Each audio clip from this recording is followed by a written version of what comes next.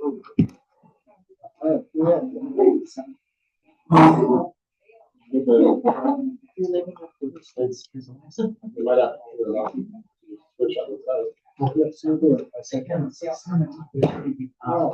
PM on February 11th, 2025, the venue study session. Board of Directors, walk this to order.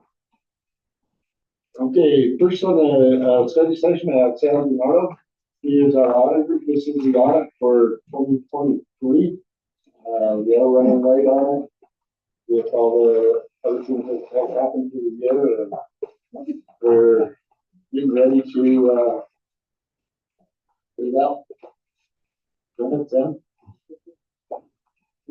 Okay, here, would you prefer the right? If you fly right there, but you're gonna have to yell at us.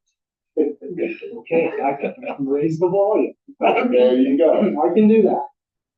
So we have draft copies that Jim passed out just a little bit ago. Just to say a couple things. The draft only pending this review and the ability for you to ask questions and hopefully for me to respond to those questions. But beyond that, we are ready to get this filed. As Jim said, it's past due, so to speak. And so if we get through this approval process tonight, and this will be filed tomorrow morning with the state auditor's office. And once that filing is acknowledged, then they will direct the county treasurer to release any funds that they may have been holding for you up to this point.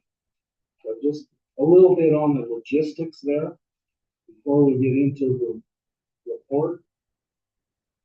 I'll tell you that the opinion letters are there's a lot more verbiage in there than in some years, because last year, meaning 2022 and 2023, we're subject to single audit act rules. And what that is when we receive or expend federal grant monies exceeding $750,000 in a calendar year in our case, then we're subject to some additional compliance related testing and reporting. It's included in your report. It's referred to in this letter at the beginning. And there's a section in the back of the report, or near the back of the report, it's called compliance section.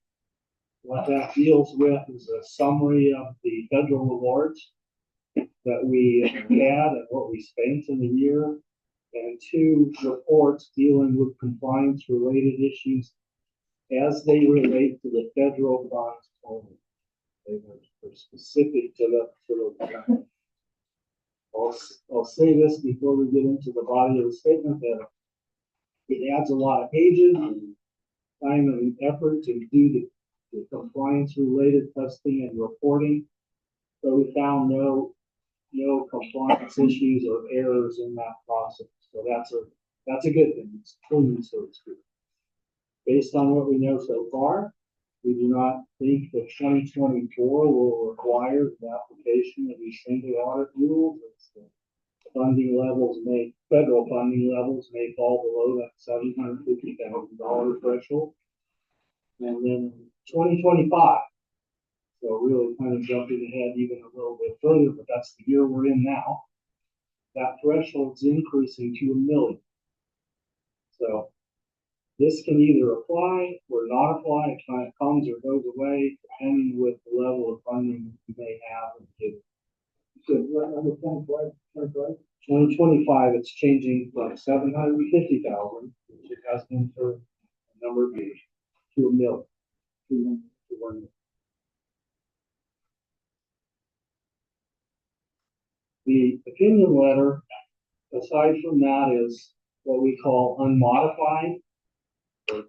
What simply means, we used to say unqualified not too many years ago, but simply means that financial statements, as they're presented, we think fairly present financial position and results of operations. That opinion letter is followed by the management's discussion and analysis. And you can see that MD&A goes on for several pages, beginning on page 4. And it doesn't conclude until page 11. But just to tell you what that's for, it's basically designed for a statement reader that's interested in knowing something about the district's finances, where we get our monies from, how they're expended, how they may relate to previous years or budget numbers, and designed for a person that's not quite as interested in spending time with the remainder of the report. The first of the basic, or what we call government-wide financial statements, is on page 12. It's a statement of net position. Just for frame of reference, so you know that this is one where all the activities are kind of combined. And we use full accrual accounting concepts for this statement, as well as blending in all the long-term assets and liabilities. So the first column you see is governmental activities, and I'll just say plainly, that's basically our general fund, because we're not combining bunches of other funds with it. General fund, and in our case, the CTF or Conservation Trust. So we're combining that first column. The second column is business type activities, or sometimes you may have heard us refer to those as proprietary funds. And in the case of the Metro District, we have 4: water fund, sewer, golf, and property management fund. And those are combined here to present these totals on that column labeled business type activity. The detail of those individual funds we'll get to in just a little bit, but just so you know, they're broken down by each fund on pages 18 and 19. The second of the government-wide statements is called a statement of activities, and it's sort of an odd presentation, frankly, of income and expenses, because you can see we start with expenses in the first column on the left-hand side, arranged in functional categories. You can see, for example, administrative, rec center, and so on. We start with expenses, and we actually subtract program revenues, potentially in 3 columns: charges for services, operating grants or contributions, and capital grants and contributions. And that residual balance under governmental activities, you'll see, all has brackets around. That means the costs of those different programs exceed their direct revenues. And if you follow down that column, it explains what general revenues are available to address those deficiencies. Most significantly in our case, property taxes. That would be both ad valorem, and you can see on the second line, specific ownership taxes. And then basically any other revenue, interest, asset sales, and so on. When we take those general revenues into account, we have a positive change in net position that's labeled. So positive means that's as close as we come to identifying something in this statement as net income. But essentially, that's what it means. Using full accrual accounting concepts, our net increase in net position, 202,325. I don't know how important that is to you when you think of it from a management perspective of the district, because you know you're familiar with managing your activities and the different funds and those along with the budget. And that's what we get to. We get beyond these 2 government-wide statements. So beginning on page 14 is the balance sheet, and it says governmental fund. That's singular, but just remember that we include CTF revenue and expenditures, I should say, along with the general fund.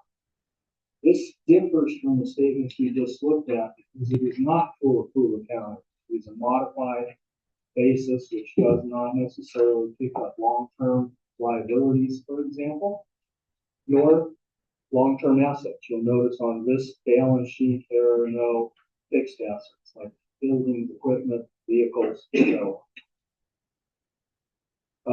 the asset section is predominated by cash and receivables, in our case inventories as well, reduced by payables, traditional sort of vendor, outstanding accounts payable, accrued expenses, and the amount that says due to other funds is really the cash that belongs to the other fund groups that's held in a pooled cash account in the general fund.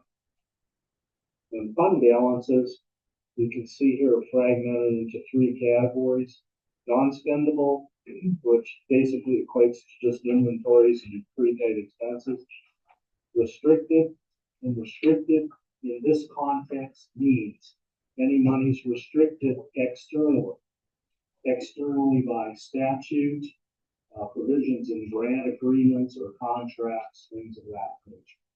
Most significant thing that we would have there, frankly, is the CTF monies. We have unspent conservation trust monies. They are restricted by state statute to specific kinds of expenditure. And so therefore they're considered restricted until the time comes that we merely use them for whatever that restricted purpose might be. And unassigned is what's left over. It's a residual balance, not restricted, not considered unspendable currently because it's not related to a non-financial asset, otherwise available for appropriation. Page 15 is simply a reconciliation from the statement of net position to the balance sheet. And page 16 is the governmental fund revenue and expenses. Remember, general fund, once again, not to keep harping on this, but it does include conservation trust fund. You can see our revenue sources are predominated by taxes, once again, property and SO taxes, franchise taxes, excise taxes. So our total revenues were $899,612. Our expenditures, you can see once again sorted out into these broad functional categories, but here we include capital outlay and principal payments on debt service.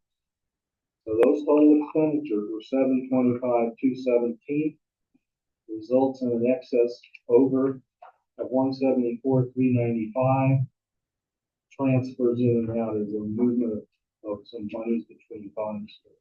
At the end of the day, an increase in our fund balance of $186,000, leaving us with a little over 1.1 million, 1,120,000 and some change at the end of the year. Page 17 is a reconciliation once again from the statement of activities to statement of revenue and expenses. And as I pointed out earlier, the detail relating to the proprietary funds or business type activity or enterprise funds, the terms are almost interchangeable, are included or start on page 18. You can see water, sewer, golf, property management funds all displayed in separate columns. Proprietary funds, however, do use full accrual accounting concepts. So here you will see capital assets that are in service. For those that are depreciable, we depreciate those based on simple concepts, straight line method, no tax driven considerations here, income tax considerations, that is. And we use service lives that are traditional for assets used in governmental services. And liabilities, accounts payable and accrued expenses, long-term liabilities, most predominantly noted in water and sewer funds relate to outstanding bonds that we have. For the most part, you can see fragmented into the principal balances we would expect to liquidate in the ensuing year, and then the remaining thereafter. The third inflow of resources, I think we talked about, we talked about last year. It was the first year that concept was introduced, at least from the way it's displayed here. And what that deals with is lease arrangements where we're either collecting monies, could be something we're renting, collecting rent or other related revenue streams, or it could be for we have arrangements, either revenue or spending arrangements that last for more than 1 year. Then what we do is estimate the net present value of those cash flows. And if it's a receivable, which is what we have here, it's included in receivables and assets. So just looking at the water fund, the receivables at the top, 1,484,000. Well, that includes the traditional receivables you would think of. So bills we send out to customers for usage every month, and then including this net present value of future lease revenue stream, which in this deferred inflow is 1,015,160. So in a certain sense, it inflates the receivable number at the top. And when we recognize this deferred inflow as income in the succeeding years as those cash flows become real.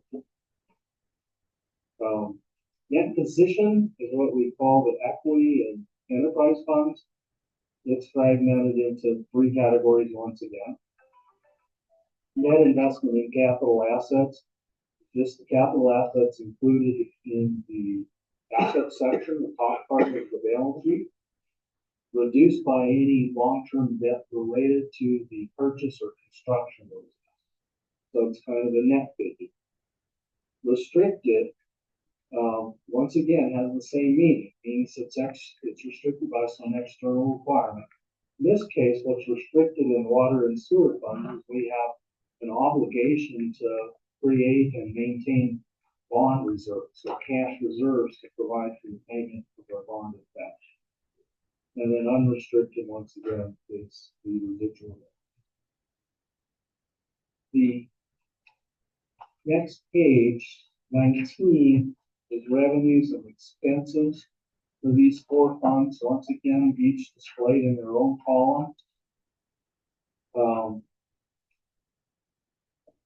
Operating revenues are just what it says, obviously reduced by expenses. The expenses do include depreciation. You can see on that last line of the operating expenses, that's substantial in our case. We arrive at an operating income or a loss, as the case may be, and then add back to that non-operating revenue. Usually we're talking about investment income and interest expense. And then we have capital contributions, including capital grants at the bottom. So there's a lot of pluses and minuses to get to that third line up from the bottom total, changing that position, which is, once again, pretty close to as close as we come to calling something net profit. If it's a positive number, it means our net equity increased. You can see water fund increased to $1,398,000, mostly driven by the effects of this grant revenue.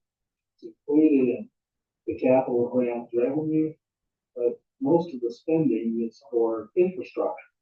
So that infrastructure is not an expense here. It's added to our asset base, which is included in the assets on the balance sheet we just saw on the previous page. Same is true of the sewer fund. Golf fund had a little bit of a loss last year, $39,546. Property management fund had a little profit. Proprietary or enterprise funds always required to present cash flow statements. So that's what page 20 is for. Then we get to the footnotes. They start on page 21. They go on for long with it. Don't conclude until page 34. Usually, what I do here is kind of just tell you about anything that is, common, something you should be made aware of, or if there's changes. We don't have changes in the application of accounting principles as we did last year, so in that sense, nothing new. Couple things maybe to draw your attention to, however. probably, hopefully, clumsily. One of them is on page 26. Note number 2, stewardship, compliance, and accountability. So we really don't have much to say here, but about halfway through that footnote, note 2, paragraph B, if we have any fund that its expenditures exceeded the appropriated budget amount, then we have to disclose that. You can see we have one such condition, property management fund. Didn't have it in any other funds. Some of you that listened to this for a few years know occasionally we have. So anytime that happens, we're obligated to make that disclosure.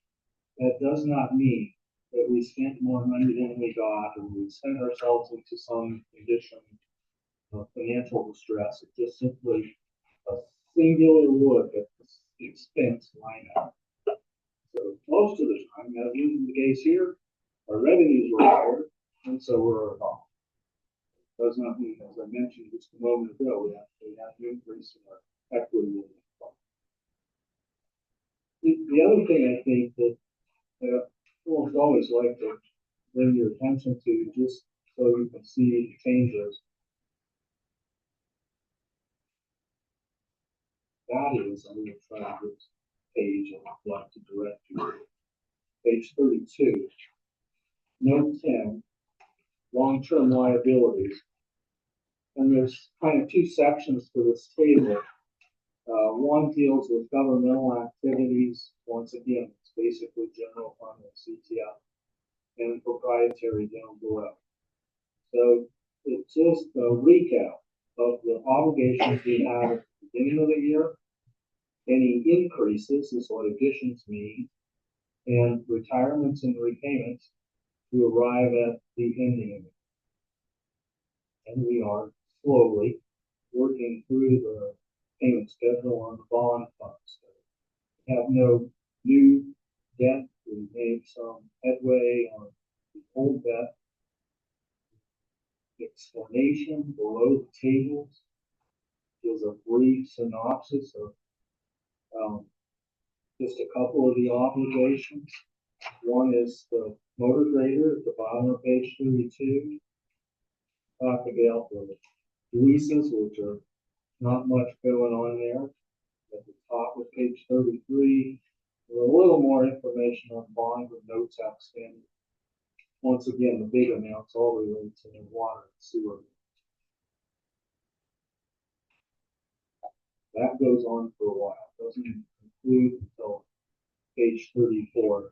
The idea of those tables is to give the statement reader an idea of what our annual debt service obligations are going to be for those years beyond the year concluded. So this report is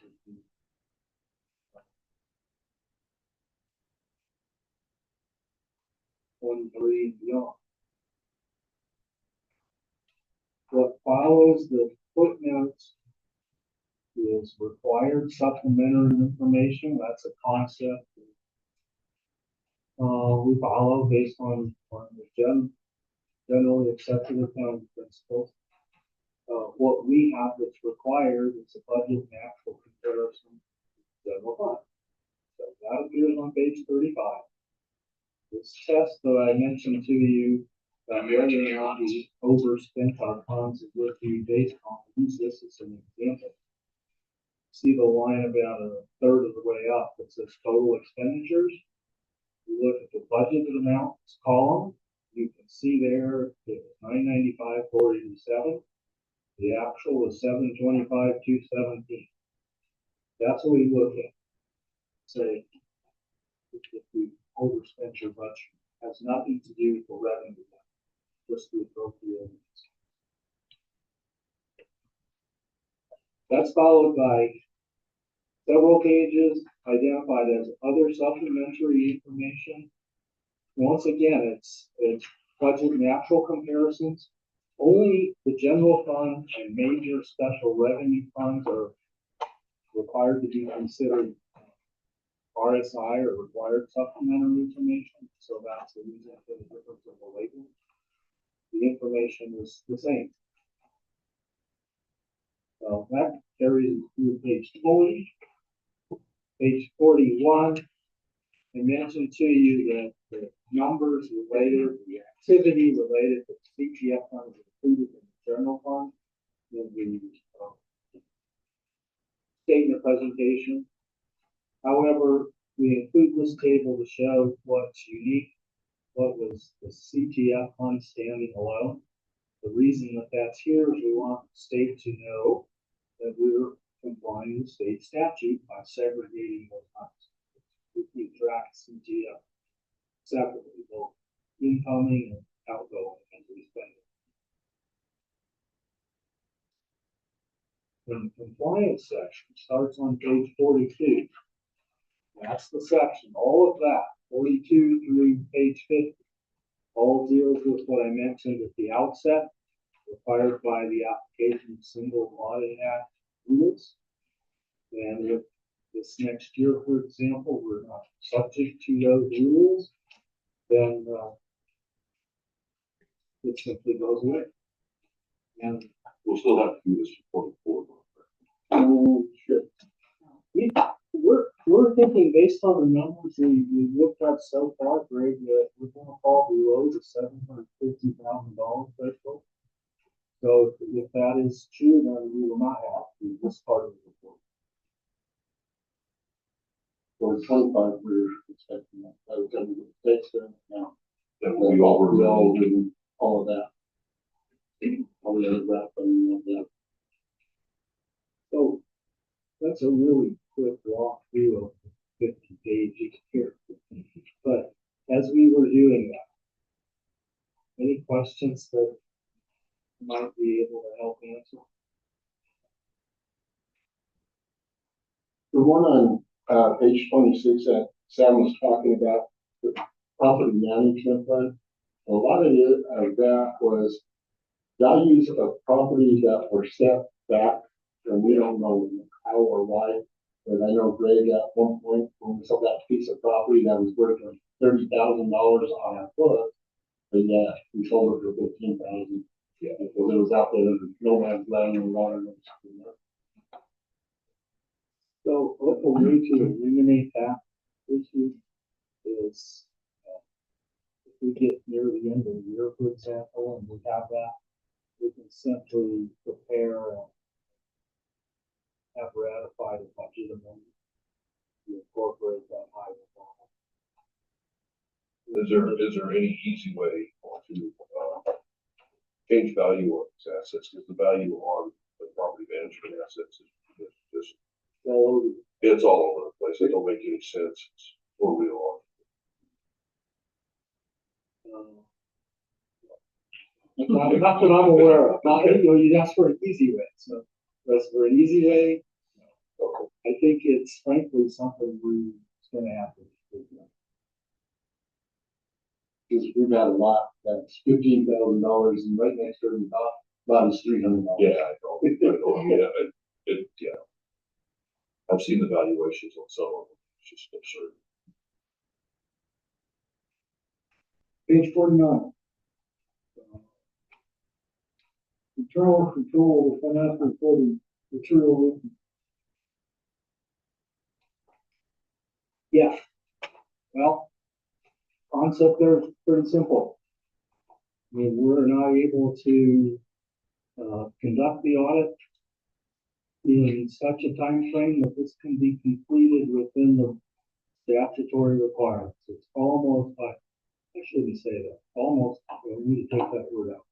It is by definition, if you can't complete the process within the required timelines, that's a material. I mean, you feel like that's corrected. I think we're taking steps to do that. And so my expectation is two things. Or maybe more than two. Primarily, I think that this next cycle, I expect to go a whole lot better than the last. I expect that you'll be ready sooner and better prepared so that we can cycle this through on a more timely basis. And And just so we kind of stay on the same page, that when I say timely, I'm referring to the state's requirement. State allows us until July 31st. We can request, as you know, and we have done so in the past, a 60-day extension. 60 days gets you to the end of September. So my idea would be certainly not beyond that extended period, and not at September 30th at midnight. Cycle through on a basis so that we actually have time to go through this process. Review it with administration, review it with all of you, answer your questions before we get to the 11th. So I'm optimistic that we've taken steps that will get us started down that path. And so we'll see. We don't know. That's good news. Get out of the habit of lateness of tardiness. Yeah, it does make it life easier for any of us, frankly. And let's think of it too, by the time we get here, if we may have questions related to things that happened during the year, well, if it's too late in the next year, we're literally talking about things or asking questions about things that could be nearly a year old. So, just as a practical matter, it's harder to respond to those things when they become, stale. One of the things Sam has done is he has given a list of what he is looking for, that as we get it clicked off, just he sends it to them and they can review it on a basis before they even have to come home. So and I know she's already been working on that and sending stuff to Nancy, so we're kind of ahead of the game right now. We're hoping to have everything ready by April. That's good news. I think that we do, and thank the Christie for jumping in here and taking care of it. The fact that this is the 2023 audit, explains a lot. I think that, so, thank you, Christie.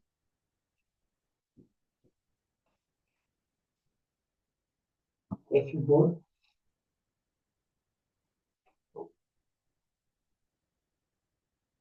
Thank you, Sam. Thank you. Thank you all for your time and attention. And if I have your approval, I'm gonna file this with the state tomorrow morning. So that you don't have to, no, I can't do that.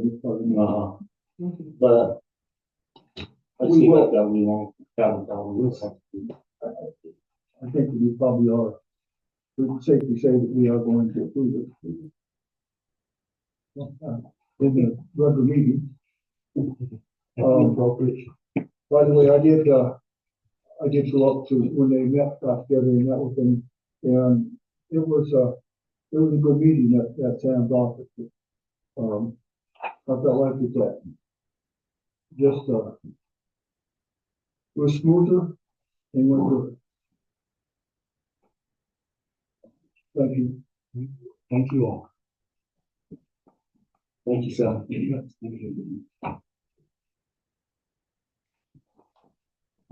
To the cold. Yeah, that's fine. Yeah.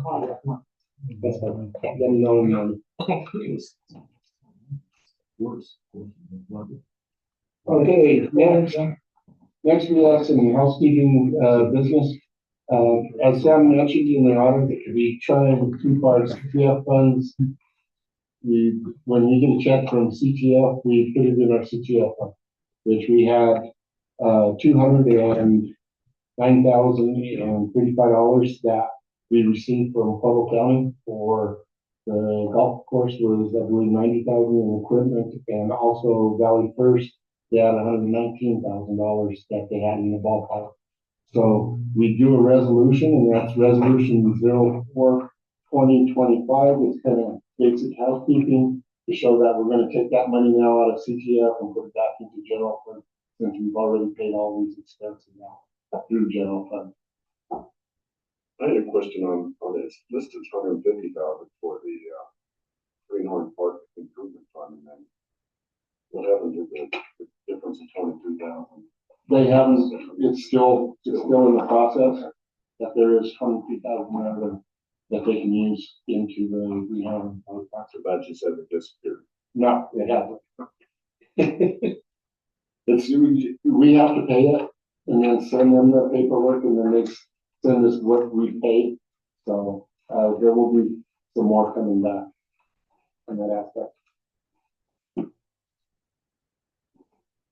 Questions on that resolution?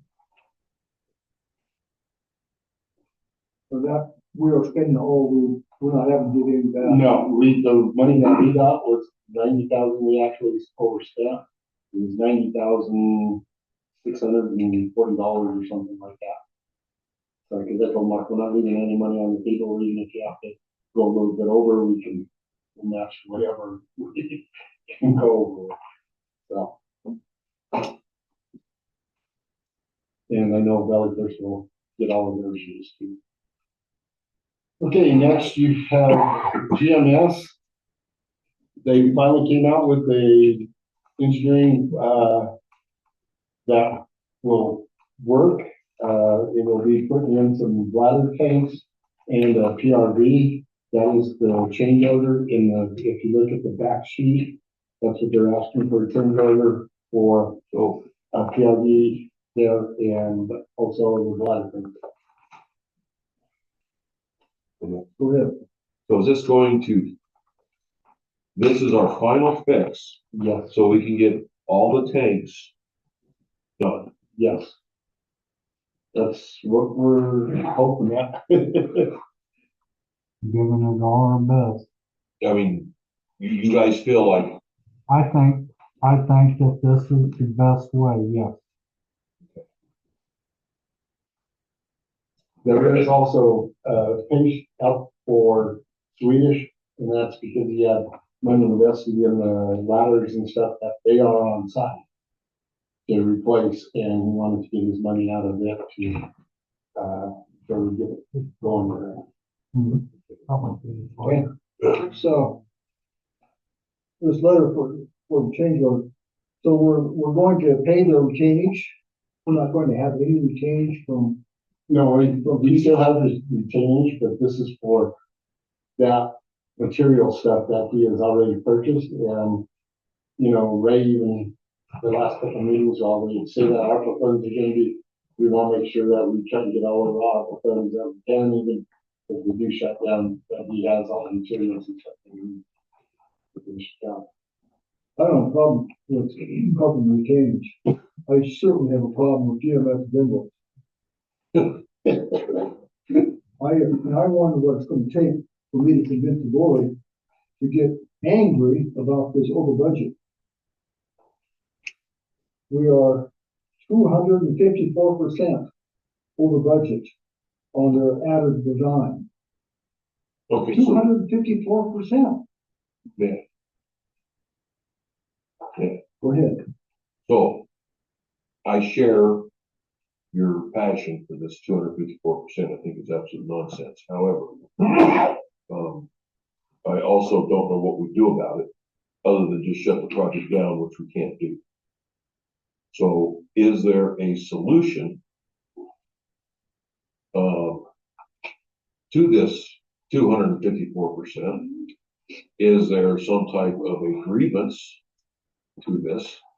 Is there a process that we can go through? Because I understand it's nonsense. Get that completely. But running it up the tree and tooting our horn at it is not going to get the problem fixed unless there is a way to fix the problem. I'm not sure that there is, but I think that we should at least hear from them as to some kind of explanation as to why they're not even following the budget. We haven't heard anything from them about them being concerned about being over budget and them making an effort to work with us on the budget. Is there an official grievance process that we can do that Because I'm all for it. If they're 254% of budget, okay, that's a bunch of nonsense. However, what can we do about it? Tell them to answer to it. Yeah, I can get Jason to come down. Yeah, we need to, Understand. we need to, we're all concerned about. So answering to it on the record, which I'm all for that, if they answer to it on the record, give us a reasonable explanation as to why they're 254% above budget. Is that going to be satisfactory? Well, yeah, I agree with you. I'll tell you why why they're over budget is because of the situations that we've had where we've gotten to the point that, they thought that by putting that PRV on Cali was going to make it, which it would have ended up blowing up the new line if they would have put it down at the bottom where they moved it up. But yet it still gave us the same problem at the bottom of Cali. So I'm in complete agreement with Neil in the fact that if they do come down and put it on record, and this is the reason why I would like it on an official record here at the meeting. Okay, because if something unforeseen in the future comes up, that we end up being on the hook for even more money, that was possibly due to something that they didn't do correctly, so on or so forth. We've got their statement on record, on an official record, as to why they're this much over. I would like to have that anyway, just for unforeseeable stuff in the future.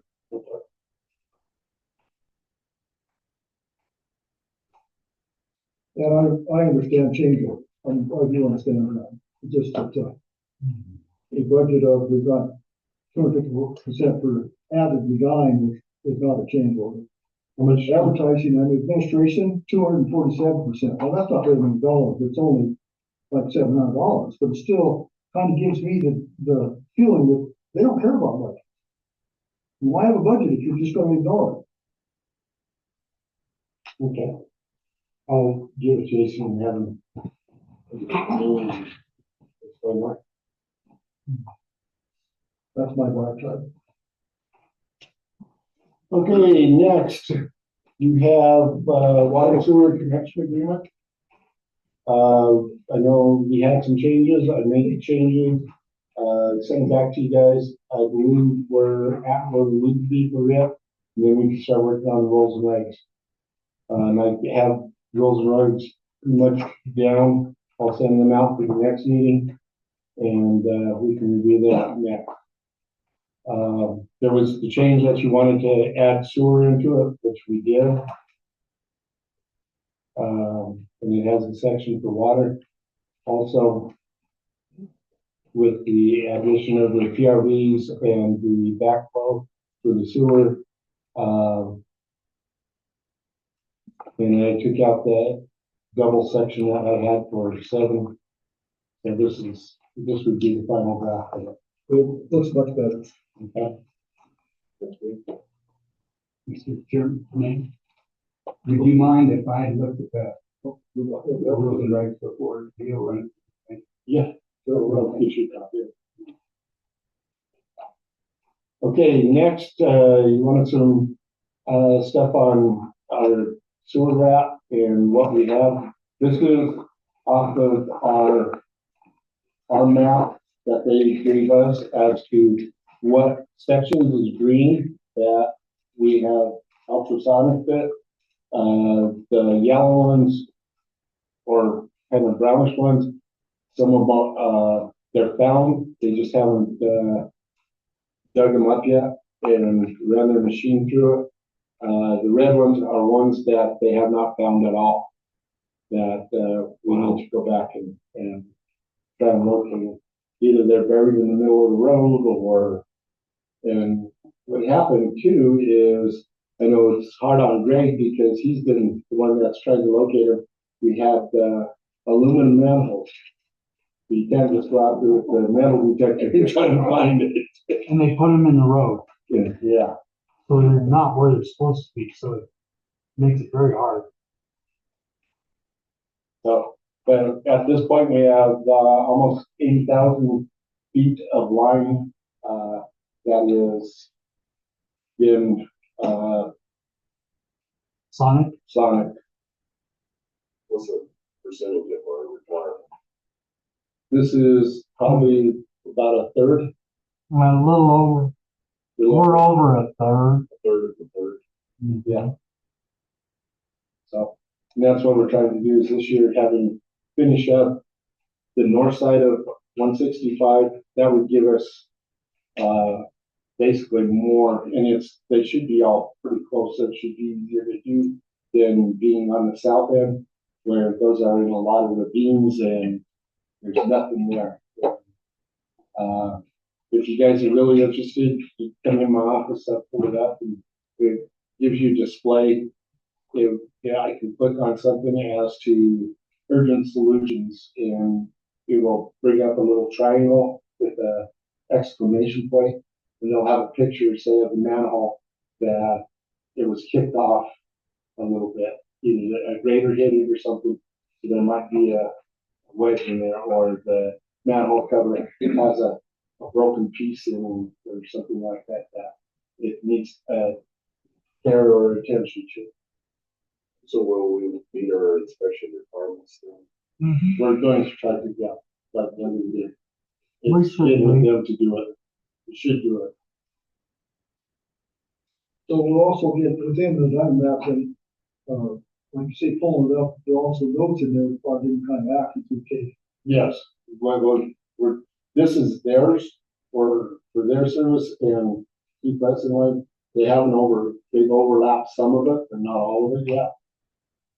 That's what we're trying to get them to where they can do it into diamond maps too. So this is not a, No, this is actually the SL wrap website. okay. So what, will they overlay it? Or Yeah, import it yeah. into dime maps? Yes, they will. There's some of it that's in diamond maps now. Okay. But when we did talk to them, there was an issue, because they had two different companies at the time. They had this Sonic company and then they had the crew company that managed for them. Well, they weren't working together well enough, so they ended up going on their own and they're doing it all. Because we had some areas that we said, we have had them check it and it isn't on a map. And they had to go back to their records and pull up everything to make sure that it wasn't on somebody else's map that they did. Okay.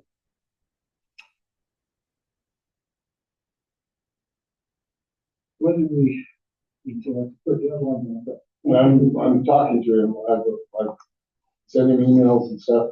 At this point in time, it's kind of hard to send down a crew when you have manholes that are buried in snow and No, but even if we have some, even fence posts out there that we can let them off against, it needs to be done by September or whatever. Yeah, can and once they come down, it's a real quick process. But what they did, what you see there, probably took them what, 5 days? They'll do everything we have ready. Yeah. Within 5 days, they have They're very good. all of that done. They have 8,000 feet of line done. So it's just getting locations, getting them there to do it. Okay, good.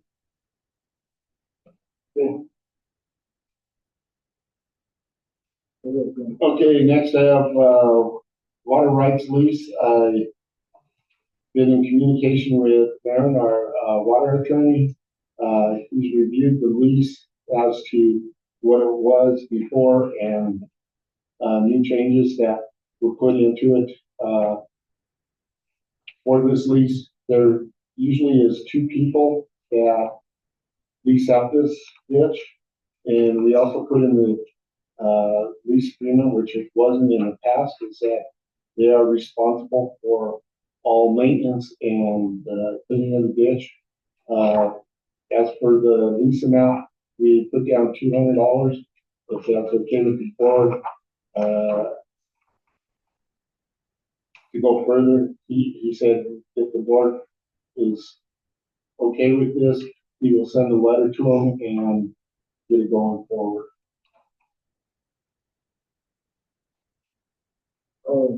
Board, on the, waterways. Mm-hmm. So what we have is 0.7 with 1.4. This is off We of, have 1.4, 0.8, right? yes. Those are the two waterways we have on that, Mm-hmm.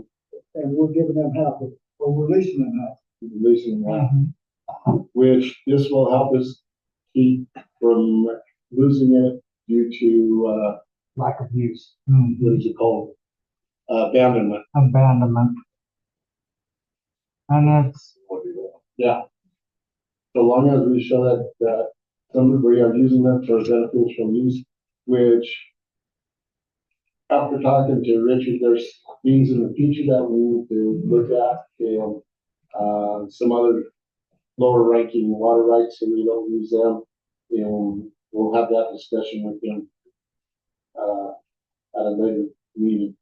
It's like our due diligence, you know, we talked about the dam and that we are putting a base in to build the dam higher and hold more water rights. So he's happy with that because it keeps our water rights in place. Just because we are showing that we are spending money to increase and move those water rights to us. So this, he's prepared to sign this. He's prepared to send this out, certified mail, and attach a letter stating that this is your lease agreement for the year. If you do not do this, you know, you have no rights to water. We don't need to act on it until we get a response back. Yes. Okay. And then, yeah, just for the board's knowledge, we have been, I don't know if everybody's aware or not, but we have been sued in the past over our water rights in the recent past. So showing our due diligence that we're working toward using them in the future is very important. We won those lawsuits because the judge felt like we were continuing to show promise in the future that we were going to do so. All right, yeah. Okay, next on the agenda is CAC reviews. Good evening, board. At the last meeting, I was requested to provide a list of complaints that we would address using B 1267. I sent that to Mr. Groves. Everybody else should have a copy of that also, as well as examples of the complaints. We discussed the chickens. As I understand, the board is, Metro is not going to tell someone they can have chickens, but we're not going to address the covenants as far as if they can have chickens. That's if they, they don't create an noxious situation or don't follow the county rules. And Mr. Gross, did you get a hold of the person I sent example to? Said you would talk to them. No, did you send it to the email here? You did. I'll forward it to you. Yes. Okay, as far as the, I'm with the Colorado City one. I quit using mine, guys, years ago. Just get a Gmail or get an email and I give just it. use that for small. I'll send it to them personal. and then also we addressed that one complaint on Jefferson about sending out the letter to him, utilizing 1267. On the up or down, this whether you want to consent. And then that was a complaint on East Jefferson trash. Another picture that you guys looked at, cars across the street, cars, there's all kinds of equipment out front. And this is a repeat. It goes back, I think, to so it's something that needs ignored. You have, Anything else, Paul? Well, we've gotten CCAC, there's gonna be a new bill that we talked about, and then what we did look at. you do have it is not a new bill, it's an addition. It's an addition to a garage that's present in there. They're expanding it. I did have a couple of calls this week on some issues. One is camper out off of Cherry Creek Drive or whatever. I did send that in to Pueblo County Zoning and also the Health Department. They have sent a letter. Email? Yes, Please. I have documentation that it has been out there and that they did look at it, that it is a violation, and they are sending a letter. I took a picture of it as well as those three, And I attached them to the company. three accessory sectors on. Send them to So, Tuesday. When did I send you guys your text? Ready? I blew up everybody's phone last week. Okay, with text for the meeting. Yeah. Going on in Kelly. I sent pretty much all of everybody. But anyway, I think we've got the right board members in place in the county. Okay, that we can finally get some stuff taken care of. This is what I need from everybody that's in this room. You guys got to show up Thursday to that town hall. And the reason why I was asked to get as many people as I could Thursday to the town hall is because all three county commissioners will be there. Okay, the health department's going to be there. Zoning's going to be there. They're going to have all the people under one roof. Okay, so get as many neighbors and friends that you can to go to talk about this stuff. Because, I mean, as everybody on this board can attest, one thing politicians don't like is when a bunch of people show up complaining about something. Okay? They tend to want to get it fixed because they don't want to listen to it. So, I really think this is going to be one of our best chances now that we've got two people for sure in there that are willing to address these problems. And possibly willing to fire people if necessary. Because the whole reason why we're in this situation is not because of covenants, and I'm not going to have an argument. Okay, it's because the county is not enforcing their regulations. The other thing too is that our county commissioners, and I sent an email, okay, for Paula. I think I sent it to you in the text, and I think I sent it to you. I don't believe I sent it to the board members. But that email, but if anybody wants her email, she wants any and all proof of communication that we have been doing with these people. Okay? All of it sent to her. She's not going to do anything with it right now. She wants to see how this meeting goes Thursday. If they can't get these departments to do their job after, okay, she needs these emails. But I would like to send these emails if you guys have them. I would like you to send them to that email address. Okay, I would just put in the header, Colorado City camp trailer problem or something like that. Okay, so that she can categorize them and put them in her folders for later on. That gives her the ammunition to go to people and say, why aren't you doing your job? And when they come to her and say, well, we are doing our job, she can pull out all these emails along with the replies to these emails. Okay, so please, anything you have, written or email wise, if it's written, we'll take it to her Thursday. Well, I've got, with the 4 that Jim turned in on the 5th, I've got now 20 complaints I've turned into the county. And looking at them, there's been 2 that have been resolved. So we need all of those complaints. Perfect. And you have, this is the more important part. Do you have the communication chain between the county and us?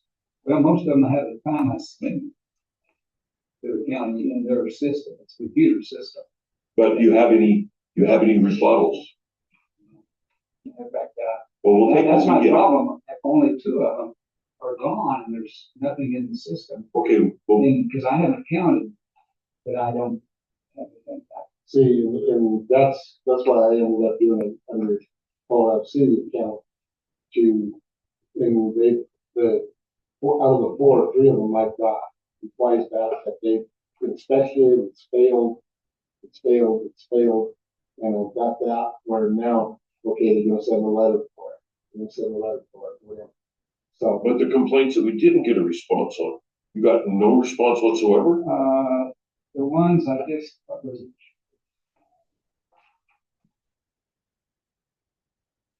I'll have to look, but as far as an email back, that one on, there was a Connex, I could pull that up and it showed 3 fails. And I've gotten that question to now twice, what is failed? It's this 3 different fails. But most all of these, I didn't get through no reply. Well, that's the type of stuff that we need to be able to take to her. Okay, to Paula. And so she's got her ducks in a row. So she doesn't look like an idiot when she walks in to one of these places, wanting to get answers. Because if she's gonna go to bat for us, or if Zach's gonna go to bat for us, the last thing we want them to do is look like a fool. Right. so with that, they sent me the first one back that said fail. So what does fail mean? Does that mean that it meets regulations, or it failed that they're in the wrong? And he says that they're in the wrong and a letter will be sent. So it's that process. It's I understand the process. The process takes forever. But as long as the process is moving, Well, I didn't get any results from it. It took Jim's title to things going on. well, it should. That's another thing. No, it shouldn't, because it's public. Yeah. domain. It should take anybody should be able to do it. I don't know if you all can be there, but if we can have therapy, yeah, maybe give permits to somebody that doesn't have building permits or anything in place and have pedestals that they're running on electrical cords for their. Yeah, I agree.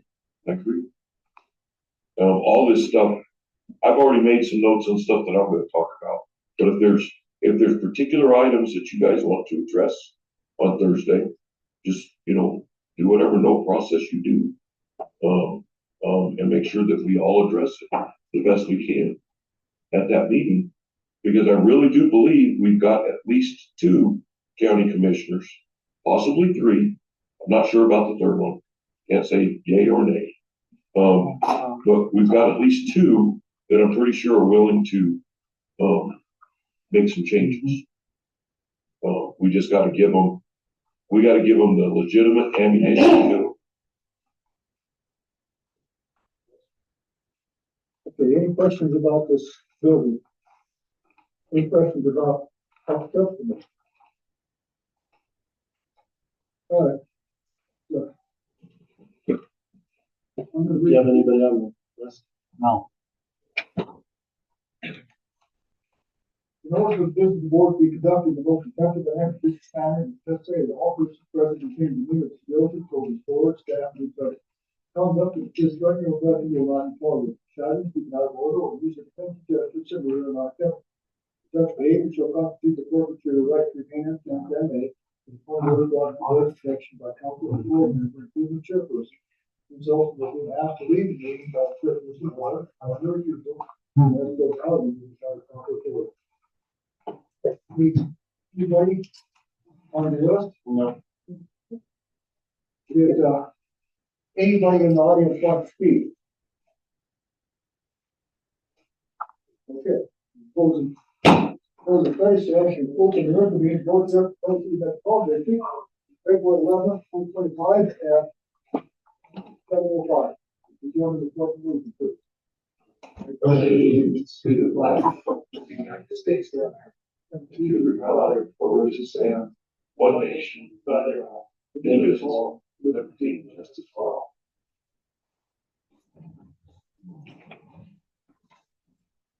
Maybe to join the moment thought the button if you choose.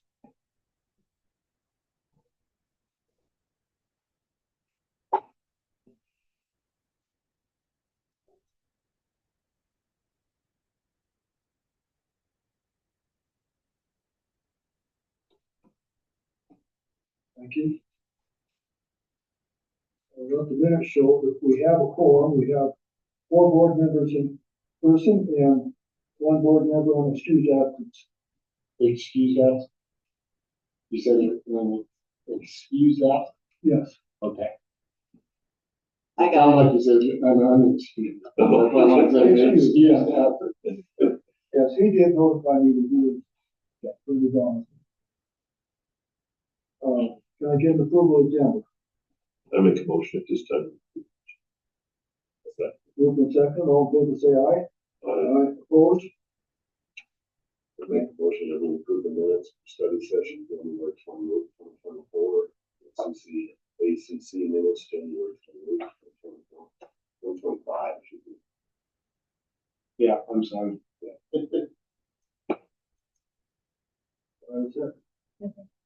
Moved and second, all in favor say aye. Uh, Aye. Opposed? Bill Bill. I'll make a motion to pay the bills. I'll second it. Moved and second. Discussion, question. Good.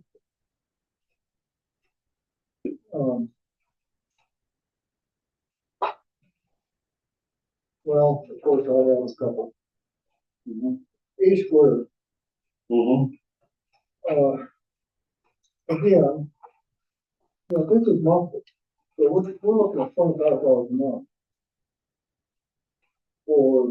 And I don't dispute the fact that Jensen works hard, but I think that something we have, as a district, have to look at is somebody that,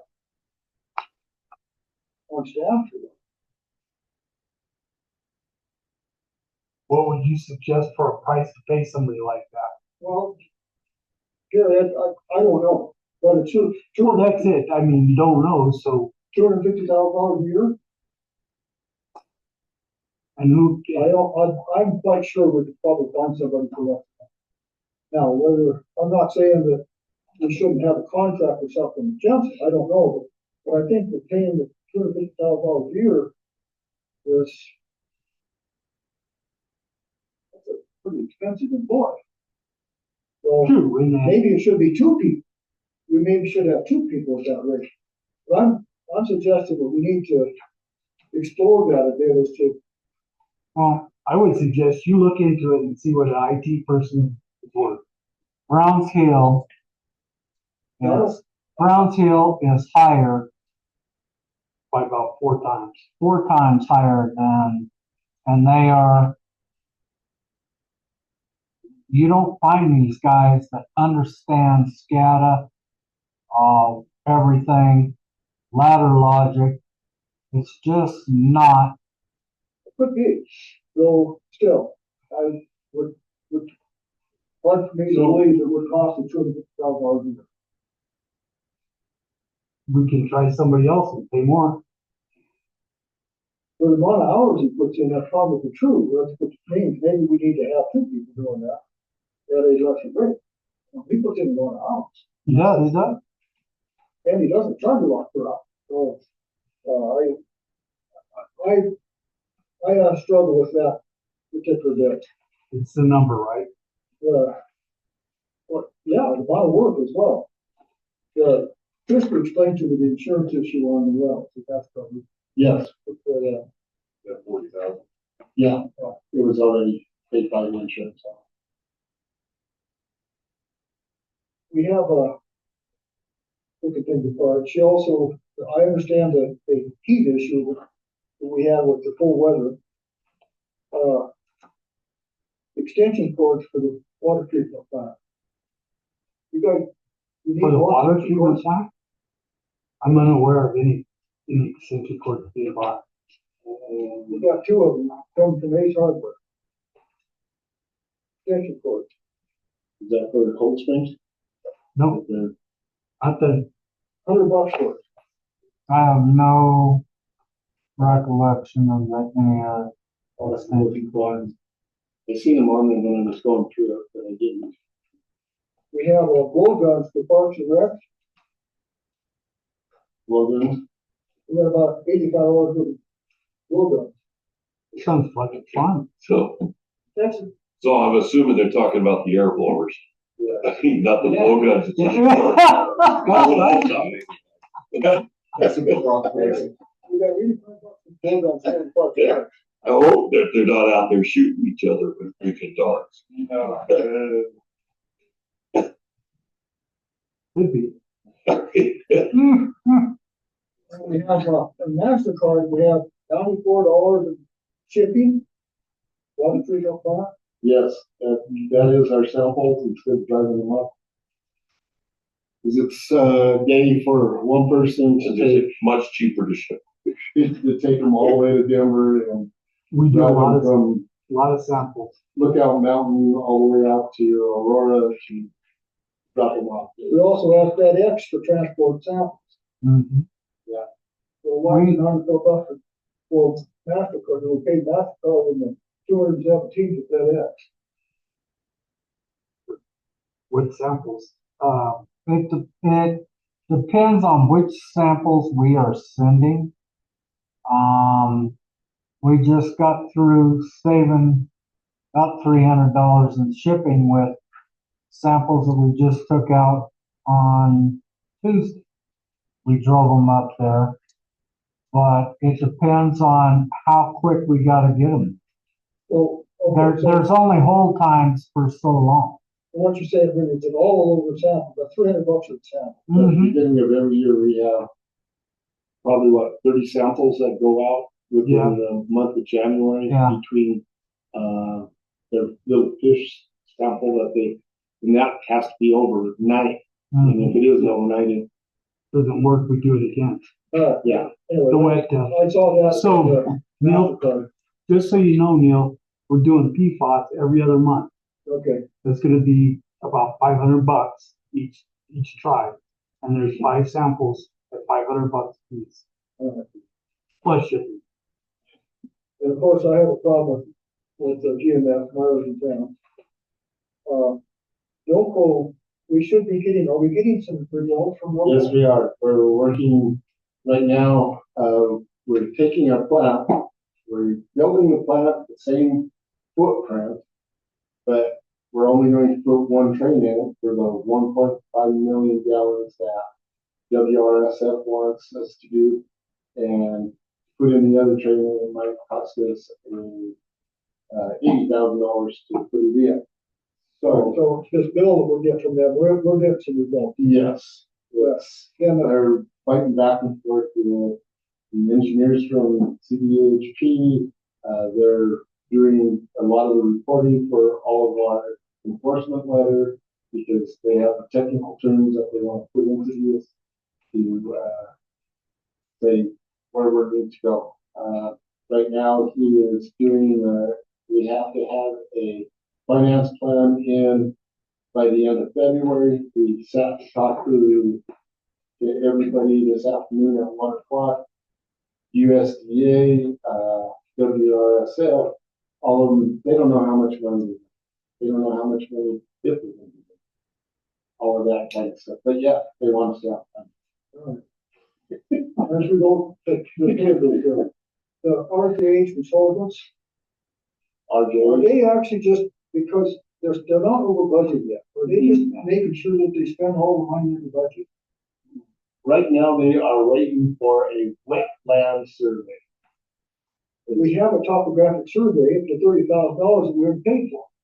Yeah, but they have a wetland survey that they need to do right now. Is any of this dam going to approach in any of our wetlands? Well, then why don't they get it done and get us some results? I wish it was that easy, yeah. I feel like that they're just, because they aren't over budget yet, No, but I feel like that they're gonna make sure that they spend all the we money. still have like $45,000 in the background that needs to be spent. I'm not, I understand. With the engineers. All right, that's all I have. Board, On the treasury, there'd be 2 air and 1 fund. Yes, there was a error that was, brought up that for W-2, and we just got notified about it. And we can have Sam look at it, and this group will figure out. Back in 2020. Yeah. Well, they're on top of things. Yeah. Yeah, they're good. So that was one that I needed signed and just went out the next day. Because otherwise then they would have charged this morning. Yeah, that's one of those, it's pay and get out. Yeah, and fight it and hope you get your money back.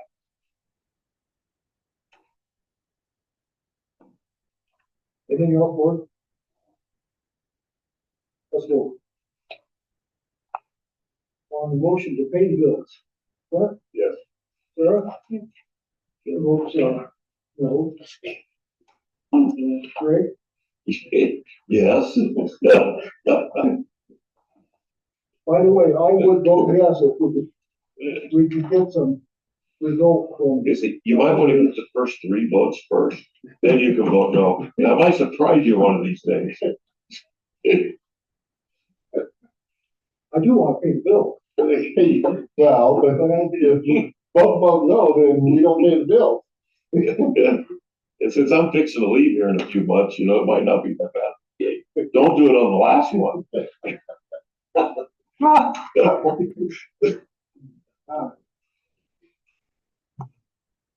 Do we have any, we have a financial report, and we don't have No, we do that the last.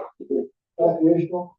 Operational, I have, Lake Beckwith measurements, 128 was at 13.8 feet. And on the 5th, it was 13.5, so we lost a little bit there. Everything else pretty much stayed the same. As for the barometer readings, they all were pretty much the same. They might have went by 0.1, 0.2 difference. That's all I'm saying. Holly Dock, maintenance on equipment continues.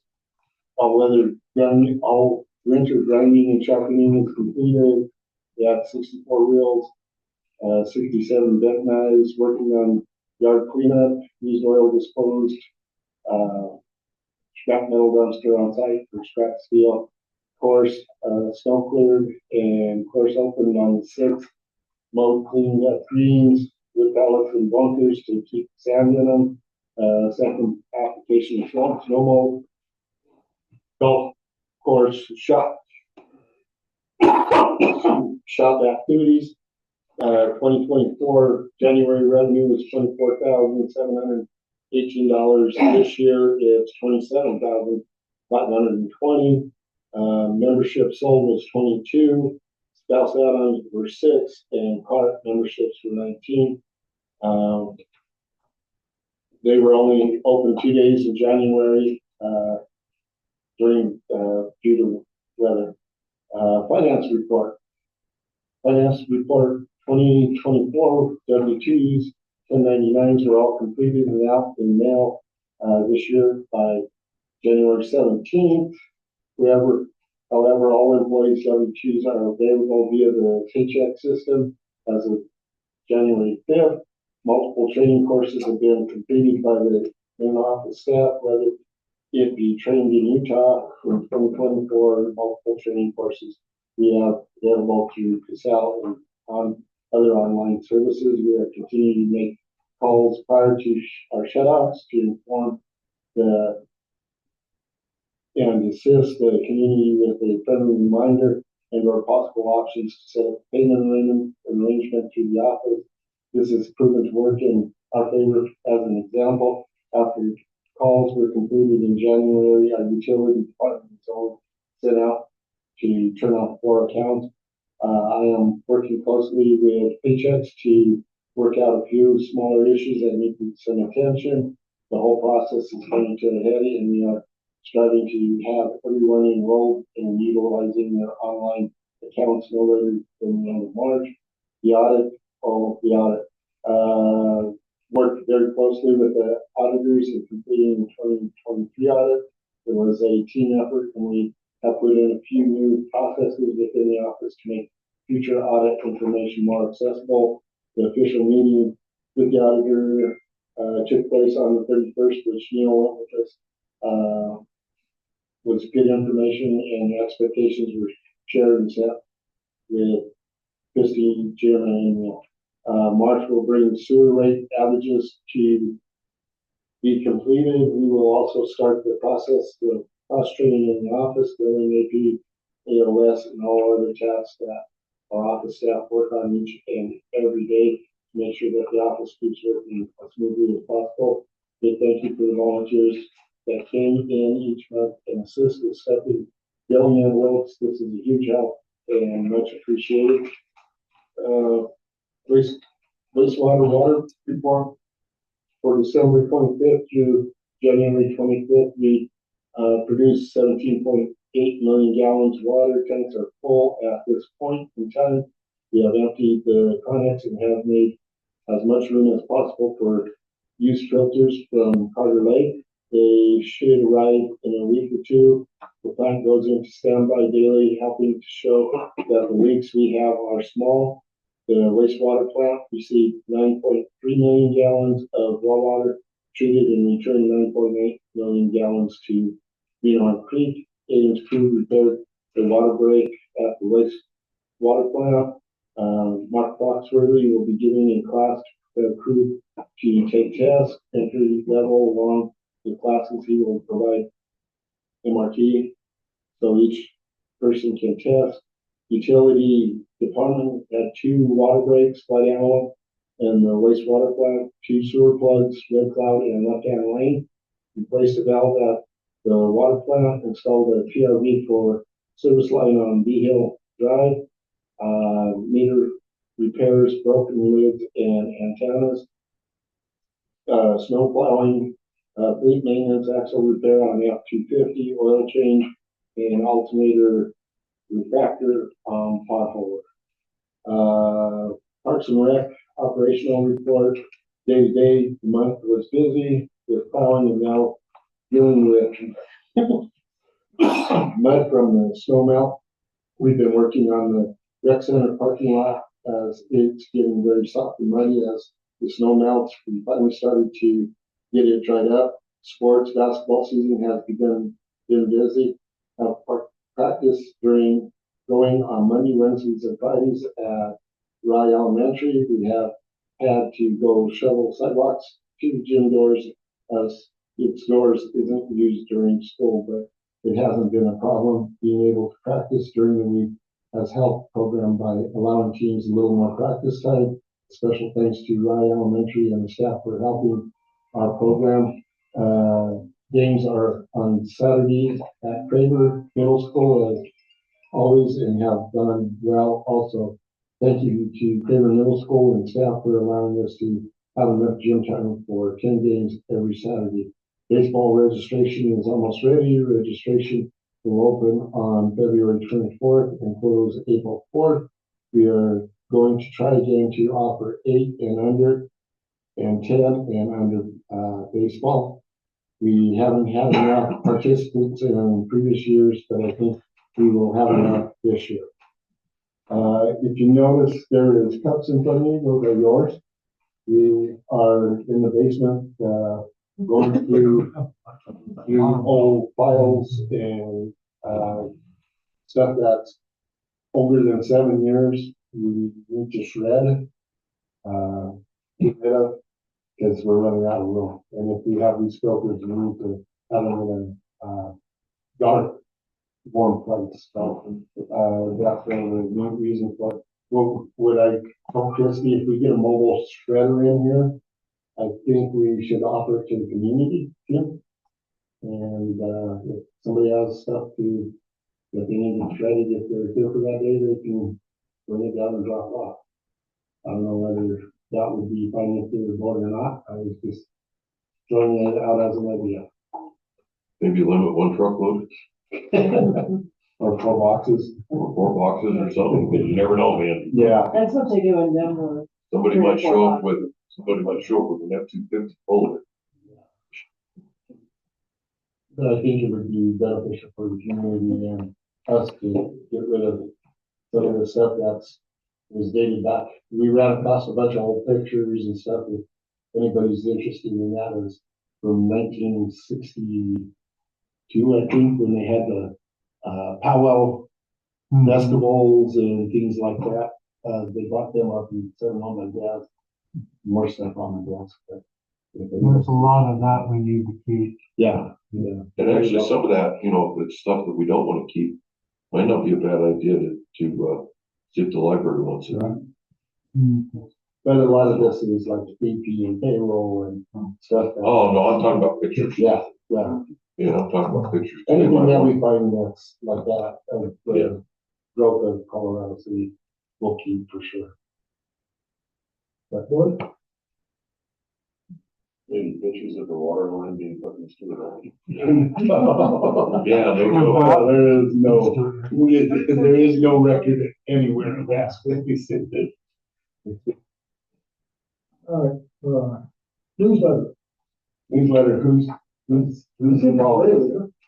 The right? I think there is. They follow you? I think so. Okay. Is Ray gonna be here for? Yeah. What? He mentioned the last meeting, he might be out for a bit. Yeah, but I don't think there's a month, I think he'll be back. Okay. Okay. Jim, if you bring us up to date on those, violations. On violations, we did get a report that we didn't test TTHMs and HA5s. In the quarter, which we did have 4 tests. The thing is the lab didn't put them into the porthole because we had them in-house only. And so we're in that process of having them put it into the portal so that they show, and we do pass all of our TTHMs, HA5s, they are so low that it isn't a problem. So, That was on that. now the violation that's on that I received is that we don't pass the HAA5. Which they didn't do because they didn't get any of the sample. Yeah, man, good You job. had point 063 or, it was 060's, dilemma, Yeah, 0.60 is on HAA5. but We were at- point 063 was what it read. That's the average. Okay, that's That's what it the said. LRA. That's too much of average. Yeah. Anyway, we have a violation there. We gotta get rid of these damn violations.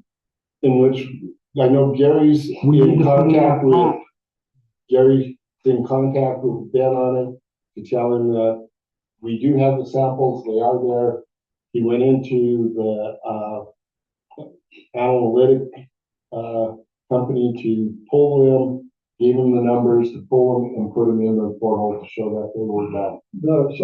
One of them was that one. The other one was, late reporting. Late reporting, we're still trying to pull information out of what we call the Bible. And it has so much information in there, you can't unload it. So if you have an IT guy in mind, I would like you to have him call me so I can pull that information out. This is the one that, when our That's main from the- thing crashed 2 years ago. That they From the, wanted to go back 7 Sanitary years survey. for the sanitary survey. And we pulled, and they were able to pull what, I 2 pulled a years? lot. I've got a lot, but it's broken. So the information's in there. It's so big, it's like 1,000,000 terabytes, and I cannot unload it into anything. I have no idea how to unload it. and we've had 1 point synced on it to get into that drive and pull out. And he was able to pull out, like I said, some of it, but he hasn't been able to pull it all completely Any out. of our IT guys that we used to use. I've been, uh, Roger Gatola, yes, I've been in Marcy? touch. Who? didn't we used to use Marcy or something like that? No, Roger Gatola was the last one. Before that, we used, Zane Win. And then before that was, And Zane's the Nick- one that really screwed up everything at the water plant. yeah, he took a lot of stuff out of the ladder logic that we've been fighting to put back in. And that's where Jeff has a lot of time. We I think just have to get rid of these problems. You know? really I thought Marcy was used. Stuff. Marcy, Freeburg, thank you. No. Yeah, I don't Marcy know her. Freeburg, we used her for a long time. I Mm-mm. don't think in the water class, maybe here. Maybe not in March. Maybe it was here. Yeah, I don't recognize that name. No, we've never had Marcy. Okay, And then we also have violations in the lead testing.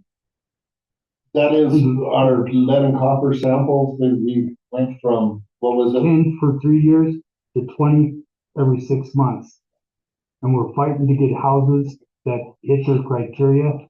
Well, if we get them to change that, fine, but in the meantime, we're getting the violation.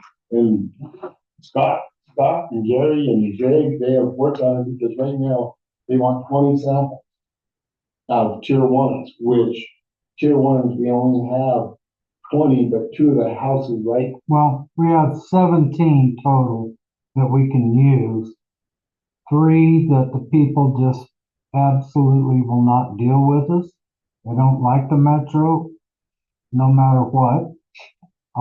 We got one that doesn't even have water going to his house anymore. Yeah. How do But we fix that? How do we fix this situation where we don't continually get violations? When we get out from underneath the microscope, then that'll happen. we're right now, Neil, as of today, I have sent out 17 lead and copper samples to the lab that are good.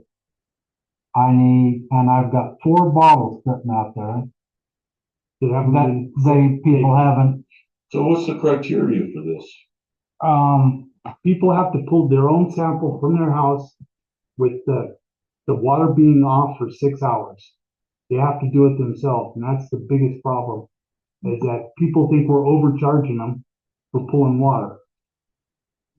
We don't Okay, charge but, anything. I mean, is there a criteria for house age or something? well, it's 1982 through 87. Yeah, Oh, boy, And that's because they might have used lead. well, there may be 100 houses here that need that. No, there's No, there's like 20. Yeah. Timeframe, and there weren't, There's there was mostly, barely enough to even cover it. mostly trailers. People that refused. Oh, boy. Basically criteria we get. Well, why don't we get, God, I can't believe I'm even saying this. Why don't we get the lawyer to draft a letter stating how many houses we have here? Okay, I think we're to the point, because we can kill them with facts, right, and not that they give a damn. yes, and that's the problem. Ben I don't think really we're, care. I think we're to the point where they understand that we're using tier ones first, tier two second, and that's all we have. We don't have, we weren't a rich Because community. within their sampling of last year, they used tier ones, tier twos. They Okay. said you can't use tier two because it doesn't meet the 20 samples of tier ones. Well, we went back through the list 3 times and showed them that these houses, because they had 25 houses, which 5 of them were not built during that time. They were actually either remodeled or misqualified or actually double with a different address, being that they lived on a corner of the block. Well, there's gotta be something legal here. Well, I shouldn't say there's gotta be, because government totally is, but there should be something legal here that we can do, because we cannot meet their requirements. And for them to write us up on failure notices due to the fact that we cannot physically meet their requirements, okay, is unreasonable. There's gotta be some type of law that they're breaking And what he, by requiring that, because it's a statute that cannot be met. and what he falls back onto is his hands are tied by the EPA. And I've argued the same thing with him, Craig. Well, I don't think you should be arguing with I get pretty loud. Okay, I think a lawyer should be arguing. We need a lawyer. I'll call the family on it, see what we can do. Yeah, because I don't think you should be arguing, but I think it should be somebody in the legal Because argue. I guess we've proven our point to this point that this is what we have and this is what we have to work. And he's still not accepting that. So at this point, needs to go to that next level. Yes, I would think so anyway. Yeah, but we wanted to get it corrected at this level instead of having to put it out. I agree 100%, because I don't want to pay her. So, to the board, those violations come to us on email, but they come in through Greenland Valley. So that, you say you don't look at your Greenland Valley email. I haven't been able to use it, since I've been on this board. That's what Should be welcome. Not only two of us got this anyway, in the state. Yeah, that needs only weighing in, because they don't want to make the whole board. I can forward it to you, if it will. You can forward it. That's Yeah, what I- you forwarded them to my personal All one. right, that's what I need. All right, let's move on. Okay, next I got agenda items. I have audit of 2023. Mr. Chairman, I make a motion to approve the audit for 2023. And second, Moved and seconded. Questions, discussion? That's all we'll on that. All in favor, say aye. Aye. Opposed? Okay, next you have resolution 4, 2025. No action, that should be CTF, I'm sorry. I make a motion at this time that we approve resolution 4-2025, CTF funds. Moved and seconded. Question, discussion? What you had a question about a fund balance? Yeah, and Jim answered that. Okay. It's still money that's out there that they have. When we do the next pay order here, you'll see it. Okay, so any other questions, discussion on that? Let's vote on that one. All in favor, say aye. Aye. Opposed? No, okay. I make a motion at this time that we approve the ARPA change order number 2 and pay request. Moved and seconded. Question, discussion?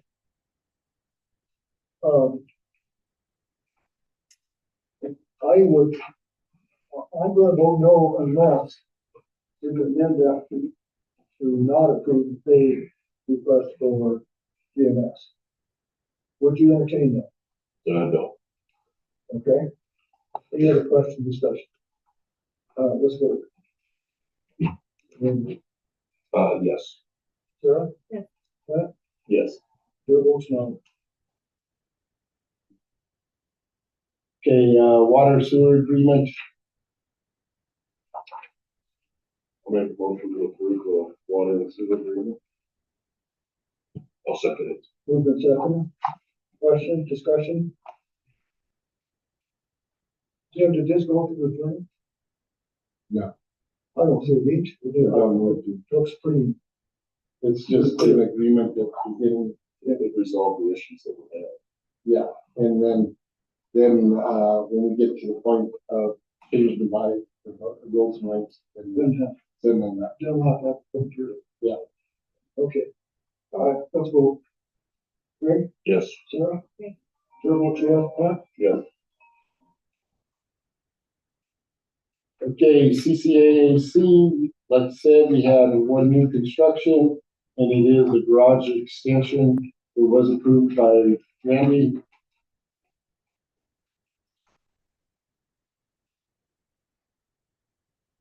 It is on 3208 Larry Place. A couple came in, but it was, and max the house. Make these. I make a motion at this time that we approve the garage extension of 3208. Very good. I'll second it. Question, discussion? I do have a real quick discussion. Okay. So, just brought this, I'm just thinking about this, don't really apply to this place. But do we have a follow-up process that happens on these after construction is complete? Because, for example, would be myself. Okay, I finished, when I got my shed approved, I finished it, but I haven't painted it yet. I'm not gonna paint it until this spring. Obviously, I'm not doing it in this. I'm gonna write that down. But yeah, but do we have a follow-up process? If you guys see what I'm saying, is there something, a year out or something like that we're checking on this? Okay. That's all I needed. Thank you. You got 2 years now. Yeah, now I got 2 years. Let's go on, 32 third place. Yes, Sure? Yeah. Okay, vote yes. yes.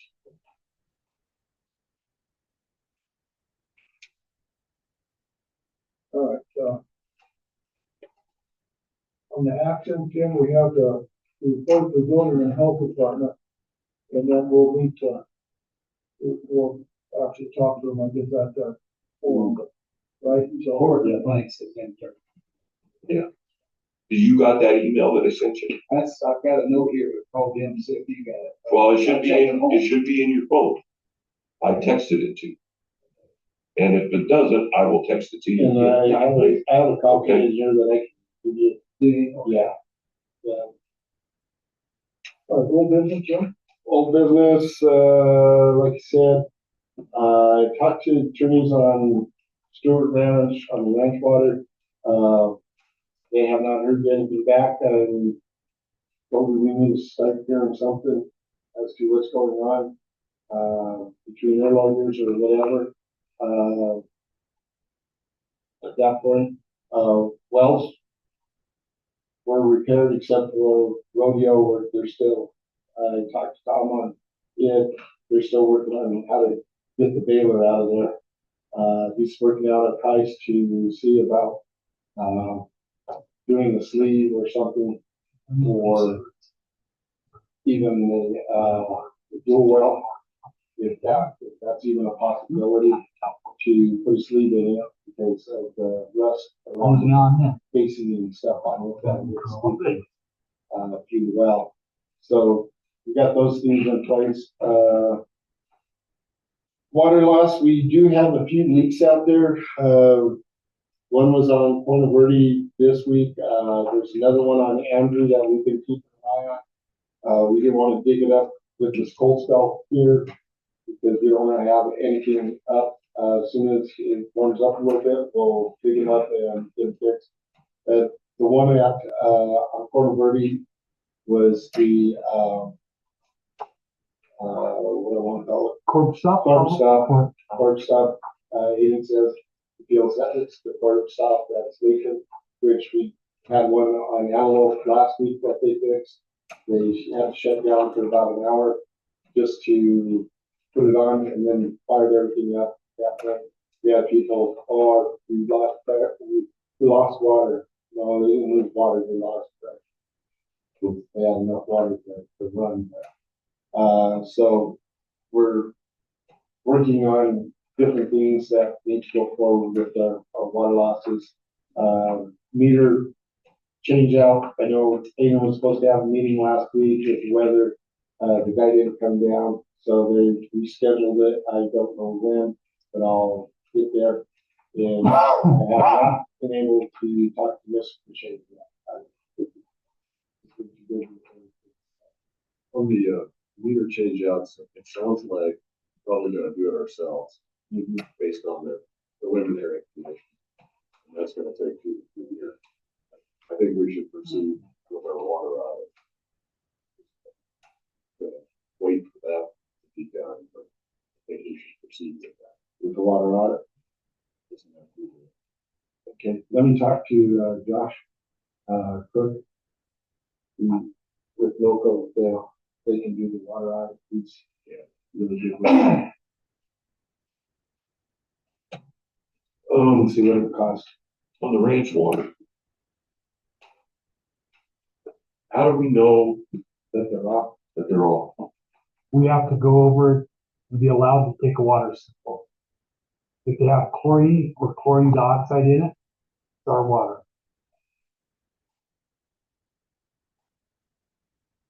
I doubt there's shifts that they're gonna allow us to do that. They'll allow you, you're cool. All you gotta do is take a water I'm cool, huh? Undercover part. sample. We wear boots. Uh, Yeah, we just need to pull a water sample. That's the only thing. Just chase your dog. just chase my dog over there. That would prove it one way or the other. They need to either have a licensed operator providing chlorine for them, or if they have chlorine dioxide, we know it comes from our plant.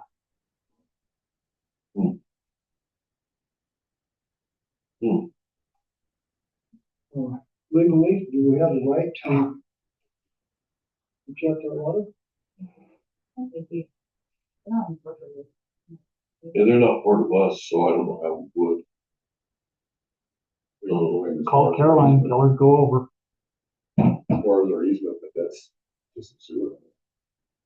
No, the water line's in there also, but there's no sample point on that water line. You have to pull it out of one of the hydrants. Yeah, you'll have to pull it out of one of the yard hydrants. So the line that's in that easement, do we have the right to dig it up? Boy, that's a sticky. That's gonna be attorney stuff. That's way over us. But I can see easement do that.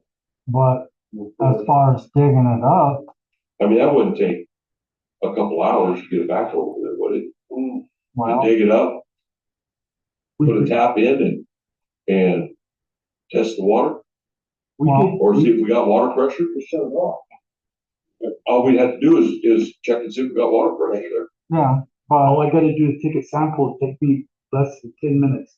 Yeah. Once I get to the water plant. yeah, I mean, to The get a water sample backhoe would in be there I mean, that's gonna be attorney time. If we could get in and just go to the yard hydrant where this all started, open it up, pull a sample, and within 15 minutes, we know. All we need is about 10 mils of water. That's just a little bit. But right now, the gate's locked, and the way things are going, I'm not gonna belly crawl through the fence in the mud. I've done a lot of things, but Yeah, If we could go pull a water sample, we can do that. I mean, it can't hurt to ask. They're probably gonna tell us to go to hell, but it can't hurt to ask. yeah. It takes, like I said, if I went and pulled it from where I originally pulled it, get it to Gary within 15 minutes, we know. But And we'll have to it's move just- on. Like I said, I haven't had a chance to give it, every time I've run by his office, he's gone. And when I do see him there, I'm already to do something else. We have some more. We gotta get that water shut off. They gotta get a sheriff. I just haven't had a chance. But we've had that one. So that needs to be brought up at the meeting. Well, after reason, the regional doing something, but it's our problem with water. But why haven't we shut it off? Because we haven't got a sheriff here. Oh, okay, okay. We need to get it done. What's going on Sabor? Could I ask what the problem is on Sabor? The guy living in the Chicken Creek, and when he hooked up Doesn't have a yard permanent hydrant structure. to use as his toilet and stuff into that Chicken Creek. So does he have a meter or Yeah, he has a meter. I'll go pull his meter? Well, that's what we're looking at, but we He's need to still get in him water. letters. And we've sent him 3 letters, but they come back because he won't sign them. And I've sent that one to the county also. That needs to get done. And that's going, the county does that one. And he has That's all no, we bring out. and he has no trespassing signs all over his property. Well, we have the right to go to that meeting. Yeah, I was gonna say, the trespassing signs don't stop us from having access to that meeting. You gotta follow, you gotta go on and off using the easement. Don't freaking make that mistake. But he can't stop us from going to that We meeting. have to get that over to church. He's crazy. Over to church. He's the one that's been in here and Yeah, everybody knows. So he will be in here. That's- We gotta do it. Now here for 3 days before that. that's, sorry. Why you get paid the big bucks. Mm, Real All right, any other old business? I was more on the water audit. What do you expect that to cost? I'm not sure. I'll get a price for me and see. And if I have to. Isn't it, World Water that does that? No. Usually has to go through an engineer. So when was the last time we had that? I think it was done in 2008. 7 or 8, yeah. That's the, Red Oak. Red Oak study. So 15, 16 years ago. Probably looking at $40,000. That'd be about 40. That's what I'm thinking. On the low side, it's 40. I'd just say it's after COVID, it'll probably be 100. Any other questions? Doesn't, board of the day, the BWA help with that? I don't know. AWWA, is that what you just said? Yeah. Yeah. American Water. They have suggestions and programs, but as far as actually coming and doing it, no. Might be something to look into. Any other old business?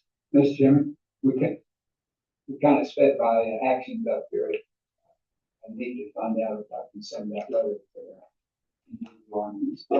What this reported to zoning and health department? No, the one, there's, yeah, I didn't know that you had it on Yeah, it was from last there. Last meeting. meeting, it was last meeting, that And I sent it out the email here. Drew waited 50 miles. So But it's a repeat complaint that I talked to you about, so. it's on Jefferson, there's cars. It's not on here though. No, it isn't.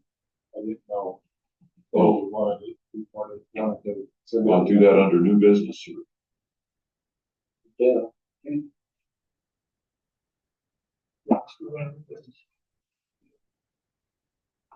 What do you want the motion to be? What, the letter that you're gonna send to them will be what? The letter that I provided everybody. Last meeting No, I wasn't here about that. should be. Well, it probably needs to be discussed, so you know. Yeah, we'll need a motion to discuss it if you wanna. You wanna throw something together. Together. Let me see. I got it. I got it. Action items, letter, like that. Okay. Go back. Here is the letter. Okay, so you need to resend this letter? No, I need to send it out. Oh, you need to send it out. We've sent it, this is the second time. So this is property address 4672 for Stephen D. Moss. Yes. Okay, so I make a motion at this time that we authorize CCACC to resend the letter to Stephen D. Moss at property address 4672 East Jefferson Boulevard. Did you want to?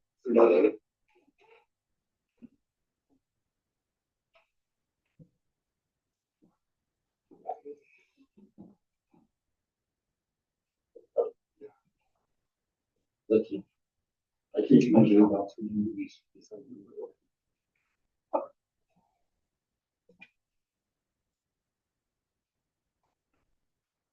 I'll second that motion.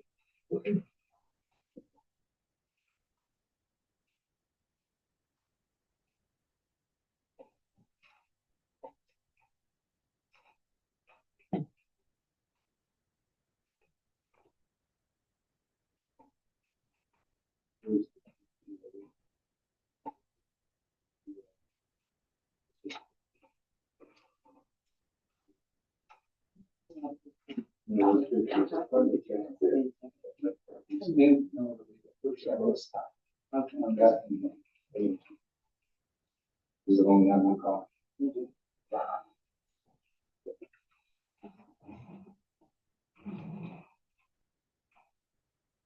So this is the courtesy letter? We'll start the process and. Yeah, it's never going through the process. Yeah, there's no line and no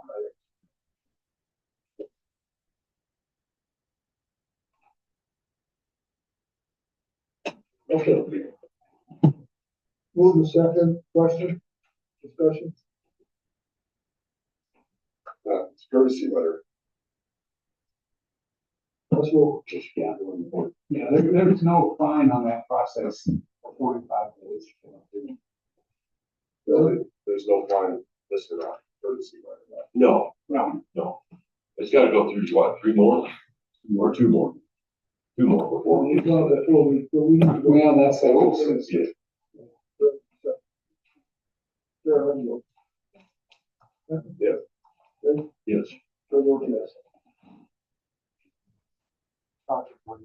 Mhm. Okay, did I miss anything else?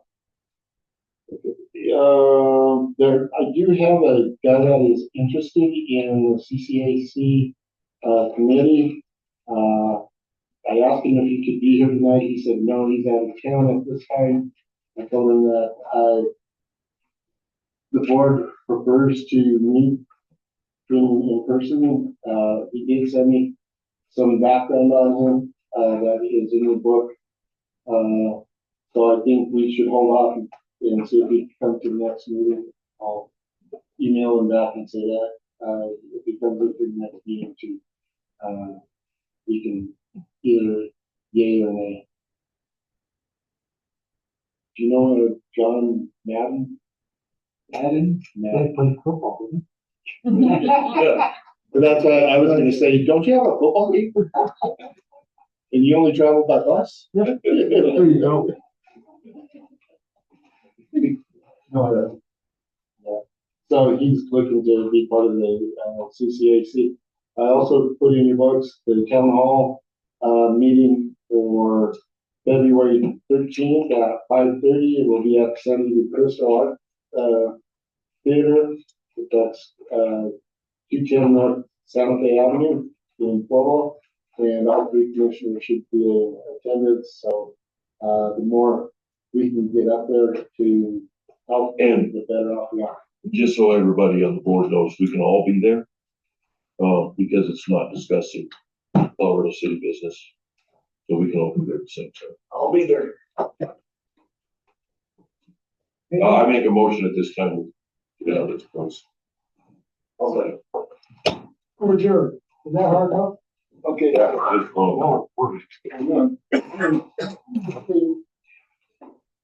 I gotta start having this stuff in my pockets, right?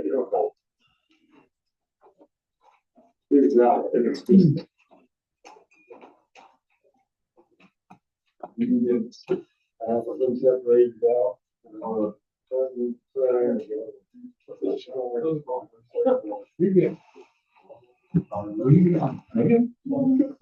A lot. And so, they've been in there forever, so they just. Oh, I've done some that are. Aluminum. Read the plots. Nope. Read the plots. First one. Found some of mine. No, you gotta have a hole out there. They didn't even get in trouble. Took forever. It does, 3 foot on a road, it's compacted. It's a lot of Days work. Yeah, stay after and get it out. Yeah, well, I don't do that no more. Getting any leaks out there? Yeah. Between that and, lead and copper. Oh, it's bullshit. We changed coagulant, got a better coagulant. We went from 3 every 10 every 3 years. 20 every 6 months. We never had an issue with lead here, even now. You want a good All of our laugh? lead samples, no matter where we've taken them, What a good laugh. One of they these come back times, very low. I got a court violation. Well, so you've never, I mean, You look- never We've had never a had a violation. Never. And then they raised you. When it comes to inspection. 40 They go be up for not putting. $80. And so, And so since we Let's missed. say you can't find it. Okay, You you get a reportable violation. Right. you're not We putting- don't have. Well, Yeah, some like of you them are gotta be double joking. printed, so this address is in there twice. You You don't look at the the actual reported So they violation. do it again. And Passes it on. Some time consuming. Whereas how you do that, do the manual, do the. well, and then plus then we've got to pay for all the samples. And I just like went for, request. He said, no, you guys screwed up, you didn't know tier one. I have to do it for 100. Oh, yeah. They're gonna fight him all the way. Let's have it. Drop it, it's like, Well, the map of it is all about treating every well. month, I mean, that's really what it is. Because the Sesame Street in Iraq. No, Really? we had, what was it, Tim? You can't make some of this stuff up, you And know? I was honest. But it God, where's, I was reading that list and I was like, 8 years ago, 9 years ago. yeah, I mean, some of this stuff is just another joke. I'd never worry about what we're doing. Oh, there's lots of people, they got, More than their rules. and they got actual judges that are kicking him out of treasury. I mean, it just. No big deal. Their own work there. Would not. It's 8 years. Some of this is, Greg's out there. well, all I gotta say is, To the end of the when you road, got that much waste going on, every month. we are all paying. Way